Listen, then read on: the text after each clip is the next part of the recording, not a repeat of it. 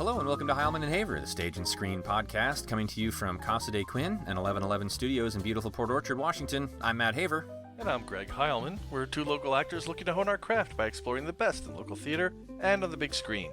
Each week we bring you entertainment news and views, celebrate classic Hollywood, enjoy cocktails with a Tinseltown twist, interview talented local actors and directors, and chat with industry experts from LA to the UK. Welcome to episode 63. Today we're pleased to welcome to the show Alicia Malone, an authority on classic, independent, and foreign films, and a passionate supporter of women in film. She's given 2 TEDx talks on the subject, and her first 2 books, Backwards in Heels and The Female Gaze, explore the accomplishments and obstacles women have faced throughout cinema's history. Her latest book, Girls on Film, Lessons from a Life of Watching Women in Movies, was released in March and connects film analysis with her own journey of self-discovery, from growing up as a nerdy film lover in Australia to finding her voice as a woman on television. Malone began her television career 2 decades ago in her native Australia, working behind the scenes as a writer, producer, and editor for movie-centric television shows. Her expertise in film saw her transition to host, interviewer, and film critic for television, radio, print, and online. In 2011, Malone moved to Los Angeles and since then has appeared as a film expert on a variety of television channels and programs, including CNN's The Movies documentary series, MSNBC, Access Hollywood, E!, Entertainment Tonight, MTV, and ABC's 2019 Live from the Red Carpet Oscar pre-show. She's a regular on Turner Classic Movies and the host of TCM Imports, showcasing cinematic treasures from around the world each Sunday. Her new show, Follow the Thread, airs on TCM June 4th and HBO Max June 17th, and will explore the synergies between fashion and film and cover a variety of topics at the intersection of the two, inspired by the Metropolitan Museum of Art Costume Institute's new exhibition, In America, an Anthology of Fashion. Previously, Malone was the host of Filmstruck, TCM's streaming service for movie lovers, and was the host and creator of Fandango's series, Indie Movie Guide. Her dedication to film history and supporting women filmmakers saw her named one of LA Weekly's People of 2019 and one of 100 Worthy Women of 2016. She can also be seen on the Criterion Channel as the host of Focus Features' Real Destinations series. And Alicia joins us from her home in Maine. Welcome to the show, Alicia. Welcome. Hi, thank you so much for having me. It's great to talk to you guys. So your book is Girls on Film, Lessons from a Life of Watching Women in Movies. The book is part history, part autobiography. And you say in your introduction that you are naturally shy and introverted, but you open up about yourself quite a bit in the book. Do you generally find that discussing your life in this way in the context of film allows you to open up more, or in ways that you've not been able to previously? And was that kind of the intention with the book? Yeah, this time around, I wanted to challenge myself by being more personal than my previous 2 books. And I keep getting asked the same questions as, how did I get into classic films? Why do I love classic films? And how did I get my job as a host on Turner Classic Movies? So I thought this could be a good opportunity to answer a lot of those questions, as well as dig deep about why I do love classic films, because I couldn't even really answer that question properly. And I was starting to think about the films that I gravitated towards as we went into lockdown, the films that I've watched throughout my life to comfort myself or to give me inspiration. So that's really what I wanted to write about. But I knew, being someone who is naturally shy, introverted, and quite a private person, I had to think about no one ever reading the book when I was writing. I was like, I'm only writing this for me and no one's ever going to see it, so that I could properly be more personal, because I knew the more personal I could be, the more relatable it would be to other people. So by the end of the book, then I was just happy with what I wrote, and now I feel fine about unleashing it to the world. But while I was writing, I definitely had to keep that voice in check that wanted to keep things private. I thought I have to be quite open this time around if I'm going to do it properly. Well, something you mentioned early on in the book, when you're talking about your early childhood, is the way that you discovered that kids are almost indoctrinated into that film world where, as you say, boys are central and girls peripheral. We talked off air a bit about the movie National Velvet and how that movie kind of flipped that on its head. But you talk about discovering that it was really kind of a group of old men pulling the strings in Hollywood. Could you fill us in a little bit more about these 2 realizations and how they impacted your life?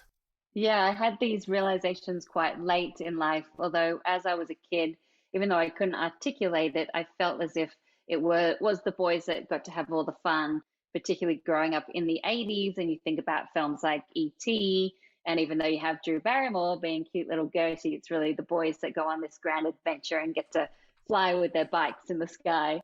And same with movies like Stand By Me and The Neverending Story, which was the first film I ever saw. And so I wanted to watch films with girls on film.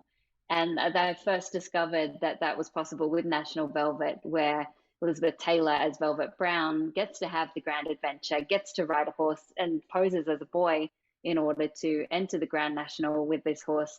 But that led me, and mainly my parents, to seek out other classic films involving young girls. And I found so many examples of that during the golden age of Hollywood. And then later on, as I started to realize that Hollywood was very much a boys' club, particularly at that time when Hollywood was controlled by all men and it was all male executives, it was all male directors, apart from a very few exceptions. I later sort of had that realization that other classic film historians have talked about, that kind of during the golden age of Hollywood, even though it was men pulling the strings, you had these great roles for women, and perhaps even more interesting roles than we might even have today when it's a little bit more equal. But having those realizations a lot later, I also felt angry at myself that I hadn't tried to seek out the work of other female film directors or criticism written by women, because there was a lot in existence. It just perhaps wasn't as obvious as the male directed and male written stuff was. Well, you mentioned a lot in the beginning, especially, well, actually throughout the book, about art or film imitating life and life imitating film. Do you think that Hollywood had a role in perpetuating and almost empowering men and boys to be, more powerful people? I mean, almost a Yeah.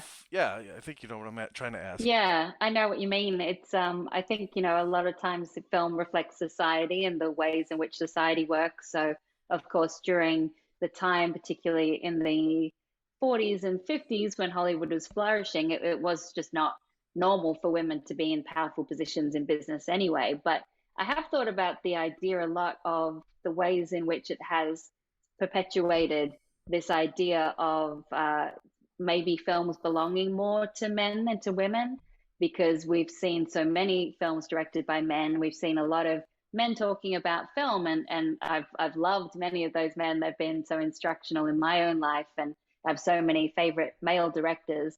But perhaps it gives some kind of sense of ownership to boys watching films, particularly when they see a lot of boys having these adventures and being the stars and being the heroes. Maybe they feel like not only they can be the heroes, but perhaps that they are able to talk about film more than a lot of women. I mean, I see a lot on social media, for example, young women or people of color wanting to talk about films and getting shouted down.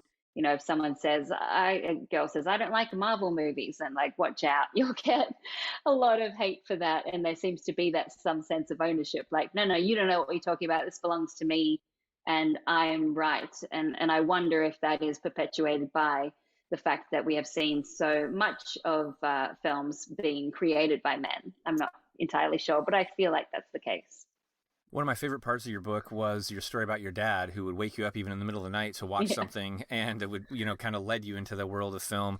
As the father of three daughters, ages, 3, 11, and 14, I was really, re-inspired to watch some of these old films like National Velvet, The Secret Garden, some others that you list, and it was really helpful to kind of start thinking about some of those classic films that I want to start sharing with my girls. Could you give us a couple other examples of a few that you've discovered have a real strong message for young ladies? Yeah, I think luckily these days, even modern day films are getting better at this, particularly after Gina Davis and her initiative when it comes to family entertainment to make sure that there's more equality between male characters and female characters. But as far as classic films, yeah, I have such fond memories of my dad not only showing me films by Hitchcock and explaining who Hitchcock was and really starting to opening up that door of intrigue into the world of film, but also showing me these films. The Secret Garden is one you mentioned. I love like the old Nancy Drew mysteries. I love Anne of Green Gables. And then as I got older, I also love My Brilliant Career by Gillian Armstrong, who was a female director from Australia. And any movie that shows, particularly young girls as I was growing up, being scrappy, being the center of the story, being the ones that make it happen. And My Brilliant Career, as I got older, was just an example of a woman from a particular age who didn't want to follow a traditional path of womanhood, and that I found really inspiring. So I think being able to show young girls, a variety of young girls on screen is exciting, but that feeling they get, I remember even just the recent Wonder Woman movie and seeing young girls dressing up as Wonder Woman, like that made me really excited and happy. It is true, as Gina Davis's motto is, if she can see it, she can be it. I think Yeah. that we really see the power that representation has on screen. That actually leads into another question we have around representation. Representation has always mattered, but we're in a time now when it's getting more and more of the attention that it really deserves.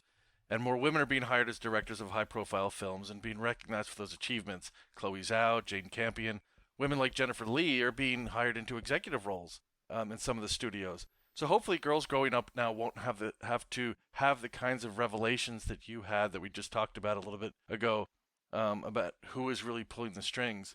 But all that said, I feel like we still have a long way to go. What do you think the industry needs to do to keep making the kind of progress it needs in this area, specifically for women? Yeah, I feel like there's been so much conversation, which has been a wonderful start and something that I've seen change just within my short career. I remember when I released my first book, Backwards and in Heels, and it was hard to get anyone interested in talking about the book. And then a few months later came the Me Too movement, and that started this whole journey of having conversations about gender equality and why it's important on so many different levels. So I've seen it shift so much just within the last few years. And so I know that there's more times and more places it can shift, and it can shift quite quickly. I think right now, I've been on so many panels where we've talked about women in film, and it kind of, after a while, you're like, all right, but we need to actually, this needs to change. And one way in which I still think that women are held back is when it comes to directing bigger budget movies, because I mean, it was great to see that some women are able to direct now the superhero movies, but for so long, you've really seen the pipeline of female directors stop when it gets to a certain budget. That female directors can get some money and make an indie film at Sundance and win awards, but when it comes to having to ask for more financing to make a bigger movie or to get hired by studios for a bigger movie, there seems to still be an idea that there is a risk to give money to female directors, that there's not such a risk to give money to male directors, even as they come from the indie world and have the same relevant experience. So I think we still have a far way to go with that. And also just the idea that's interesting to think about with the strong female character. And I know I've interviewed many women in the past, and I've said, wow, your character is such a strong female character. And now I've had to relook at that. And some people like Britt Marling wrote a great piece about this for the New York Times, that you think about strong female character. And often what we mean when we talk about that is that the character is essentially like a man, that she uses guns, that she drives cars. And yes, women can do all that. But I think also women's strength comes from being vulnerable and being complex and being caregivers. And there's so many other facets of womanhood that I think we're yet to explore, particularly in bigger scale movies. And I think that's still to come. I'm excited about where that can go. I like the word that you used earlier, feisty. I've got a few of those in my Yeah. family. And another feisty lady that we really enjoy around here is Lucille Ball. My youngest daughter's name is Yes. Lucille. And another lady that we think about from that era that comes to mind when you think about independence is Katharine Hepburn. Mm. And but her life in and out of Hollywood, it was not without its struggles. At one point, you talk about her being labeled, box office poison, in fact, which is hard to wrap your brain around when you think of Katharine Hepburn. But what do you think it was about her specifically, fighting this male-dominated industry that made her stand out? Yeah, she was interesting for so many reasons. Growing up, she was always a tomboy. She used to get her friends to call her Jimmy. And it wasn't that she wanted to be a boy, but just that she liked the kinds of things that boys liked, or traditionally we were told that boys liked. She always wore pants. And when she came to Hollywood as a new young starlet, that was so odd at the time for a woman to wear pants when they were expected, particularly in Hollywood, to wear beautiful dresses. She always spoke her mind. She always got what she wanted. But she was really interesting to me in the not only the characters she played on screen, but the role she played off screen in orchestrating her own comeback after she was labeled box office poison. And it is hard to fathom. It's also hard to fathom that Bringing Up Baby was a huge failure in its time, because now we see it as such a classic example of a screwball comedy. But people really hated her character in that movie, the madcap heiress character that she played. They thought she was too big for her britches, so she was box office poison. And we've seen this a lot with women throughout the years, that they're labeled as difficult, or if they're unlikable, that is so a trait that you don't want to be labeled as a woman. You want to be very likable and pleasing. And she fought her way back by pitching ideas for films to studios and taking the Philadelphia Story, the play that was a success, to MGM and negotiating her own deal, and then doing the same thing with Woman of the Year. And even though she had to make concessions, like the ending to Woman of the Year, where suddenly her character, who is set up as a brilliant newspaper woman, can't make toast and can't have coffee, and they wanted to add that to the end to make sure she wasn't too perfect, because you also can't be too perfect as a woman. And she regretted agreeing to that, but she was trailblazing in so many ways, and just, I think, a force to watch. You get that when you see her in the movies, that even if her character is supposed to get married at the end, she has a streak of independence that is empowering even today to watch. Do you see any current female actors have that sort of independence and that I'm going to get what I want attitude? Yeah, that's interesting. I mean, I think there are like a few today that I'm inspired by, because they always seem like themselves. And one that just comes to mind, one actress, is Jennifer Lawrence. She's probably very different from Katharine Hepburn in that she's maybe not as headstrong, but the thing that I love about Jennifer Lawrence is that she can be messy, and she can fall over, and she can be not perfect, and she's very funny, and she sort of blazes her own trail. She disappears for a while, and she does the film she wants to do. I also love Kristen Stewart as well. I think she makes really interesting choices, and she always goes for roles that are unexpected and really puts herself out there. And she's someone as well who in interviews is completely herself. And people have said she's awkward or she's not great at doing interviews, but I think she's brilliant because she's just being herself. And that's something that I know I've definitely struggled with throughout my life, is not having to be perfect and not having to always, put up the perfect woman kind of front, but being able to be imperfect and messy and just completely yourself. I think that's one of the bravest things you can do as a woman. And I also love Jessica Chastain, and she's probably more similar to Katharine Hepburn in that she definitely gets her own way and she blazes a trail. Reese Witherspoon would be the same in terms of her producing. There's a lot of women now like them who are just making sure that they get the roles that they want to play, and often by producing the content themselves. Can we put Drew Barrymore on that list, even though we haven't seen much from Drew lately? Love Drew. So as you talked about conversations that we have to have around these topics, as your role as TCM host, obviously you've got a soapbox, or you've got a platform. Do you have any impact on the curation of the films that are presented on TCM? Perhaps as someone with a focus on women in film, and especially with this book and your previous books, suggesting films that focus on women, including the good and the bad. Yeah, we're so lucky at TCM not only to have a wonderful programming department who are so knowledgeable when it comes to movies, and it's one of the things I love about TCM is everything is handpicked by people who love film. There's no algorithm involved, and no, obviously concern about ratings. It's just all about what is the best film to play right in this moment. And so they're very open to suggestions.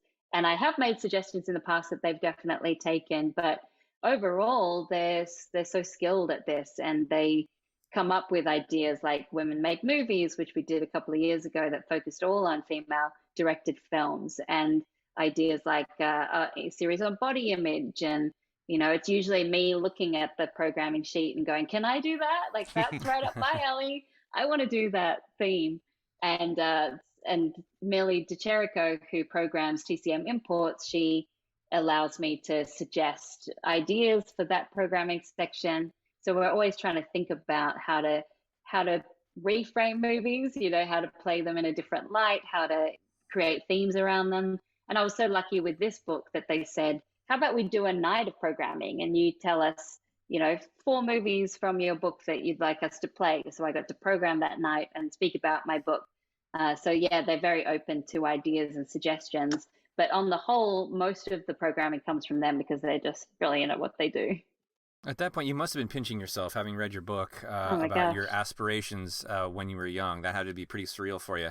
Yeah, it's very full circle. And writing the book, it made me consider how we don't really change much from our childhood, so that we're still the same people as we were as a kid. I'm still talking about films and doing my own little film club, but this time people are actually showing up to the screenings and actually listening to what I have to say. And so it made me think about, yeah, sitting at home and watching Bill Collins introduce films. And now that I get to do the same thing, it's crazy. It's like meant to be in a way. It worked out perfectly somehow. And we've been fortunate. You're the latest in a line of great authors that have a TCM relationship. Jeremy Arnold, Scott McGee, Scott Hyman, Richard Barrios. So we love TCM, and we're so happy to have you and all these other wonderful authors and hosts. And Such an education. Oh, for sure. Yeah, I feel the same. Anytime I did the night with Scott McGee about stunts, and I learned so much from him just talking about stunts. And always love talking to Jeremy and Scott Hyman. I have all his books. So I love the ways in which TCM works with authors to produce these works that I have like in my home library, so I can reference them as I'm writing intros for myself. Well, and while we're on the subject of TCM, you have a new series premiering on that channel June 4th called Follow the Thread. Tell us a little bit about that and how it came about. Yeah, this was another one that was not created by myself, but when I saw the programming list where we get to see at the beginning of the year just the ideas for the entire year, the broad strokes, and I saw this Follow the Thread that's all about fashion. And it's something that we've been talking about for a while, fashion and film and the way in which they interplay with each other. And I was like, I want to do that. Like, please, I'd love to host that. So I was so lucky that I ended up getting to host the series. And so what it is, it's a conversation about fashion and film. And it's fascinating for me because I learned so much about fashion. I learned so much about costume design. And you really consider how, yes, films have influenced fashion trends and fashion trends have influenced what people wear in film. But the work of a fashion designer and the work of a costume designer are so different. Like costume designer, I was speaking to Deborah Nadoolman Landis, and she was saying how, as a costume designer, you actually don't want the viewers to notice the costumes because you want them just to be part of the character's everyday wardrobe. And they are saying something to you about the character and the way they see themselves and how they present themselves to the world, but they shouldn't be so obvious that you notice them. Whereas a fashion designer is all about selling clothes and trying to spark trends and trying to make the clothes the most important thing that you want to look at. So it was fascinating to get to talk with costume designers, fashion designers, and fashion and film historians about how all this works together, and to talk about the relationships that stars had with fashion designers. We get into so many different themes. I also got to go to the Met because this is sort of inspired by the latest Met exhibition, which is called In America, an Anthology of Fashion, where they got 9 different film directors, most of them women, by the way, and most of them people of color, to create like freeze frames in these different period rooms using garments and architecture and try to create these little cinematic moments. So it's interesting to be inspired by that, get to go to visit the Met and to talk to the people involved in that exhibition. Yeah, it was a dream come true, and I got to wear some fabulous outfits myself. So I was very lucky. Great, sounds like fun. So fun. Well, you close your book talking about the impact the pandemic has had on your life, as it's had on everyone's life, and how you picked up stakes, moved east, hoping for a kind of reboot in a lot of ways. You mentioned a new goal of owning a small classic movie theater, something Matt and I have a little bit of experience with. I'm on the board of a local 80-year-old movie theater that Matt and I have been involved in introducing films there as part of one of the Movies of the Decade series. And we had Jeremy Arnold come up in December for a Christmas cool. kind of Q&A and showing of It's a Wonderful Life there. So First of all, how is that going? How is that goal of bringing this classic movie theater going?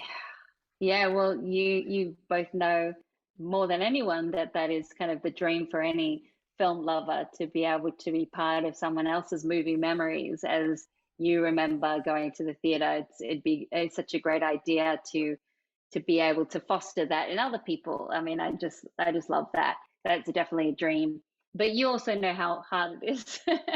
So trying to start a nonprofit in order to buy and run a movie theater is a lot of work, and it's particularly tricky because I have no experience when it comes to businesses. Like, people say, "What's your business plan?" It's like, yeah, I gotta Show figure it out. movies. Yeah, I can tell you the movies I want to show. Like, that's my strength, is the programming, the connections I have, hopefully to bring special guests, like you were saying with Jeremy Arnold, like bringing people to the theater. I think that is the way in which we encourage people to come back out of their houses and go to see a movie, is by Absolutely. making it into an event. So something you can't see at home. Yes, you could watch Casablanca at home, but could you watch Casablanca with an intro by whoever? So I've got all those ideas, but I'm just not very financially minded or business minded. So what I'm looking for right now is a partner who can really help me out with that side of things, and just get the nonprofit started and apply for the status with the IRS. So this is like a long-term goal. I know it's going to take some time, particularly because I'm new in the area, so I'm still trying to get to know people in the community. But everyone seems very excited about the idea. Everybody loves this local theater. No one wants to see it, be sold off to be condos or anything like that. So I think there's a good chance that it will work out, but it just might take some time. But as you know, I'm nothing if not persistent when it comes to my goals. That's So I'm right. willing to just do whatever I need to do. Well, we've talked about Follow the Thread. Now, this is your third book, Girls on Film, Lessons from a Life of Watching Women in Movies. What's next for you? Well, I always say after I write a book, I never want to write another book again because it's so hard and it just takes everything out of you. And then I start thinking of another idea. But as of right now, I'm just really enjoying my day-to-day life here in Maine, in my new place, and having much more of a work-life balance than I've had in the past, getting to watch all the films, write all the scripts, and then go to Atlanta to film for a few days once every 2 months. It's such a great schedule to have. And then having just done Follow the Thread, where I got to travel to New York and LA, and it was all very exciting. I'm looking forward to just taking it easy for a little while. So there's nothing major in the pipeline apart from Follow the Thread in my book. I'm going to do some gardening. I've never done gardening before, but I'm going to give it a try. Word on the street is that can be a little relaxing. Yeah, exactly. I'm gonna give it a go. See what happens.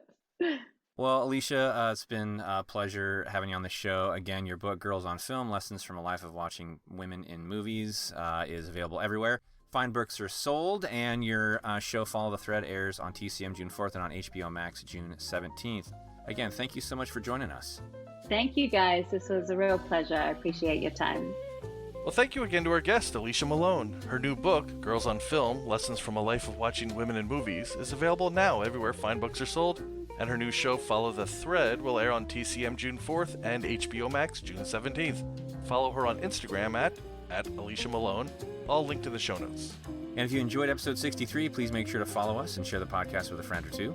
You can find all the latest on HeilmanandHaver.com, along with all our past episodes and popular segments like Get to Know a Theater, In the Mix, and behind-the-scenes artist interviews, and of course, Greg's reviews. As always, thank you for supporting local theater and for joining us on Heilman and Haver.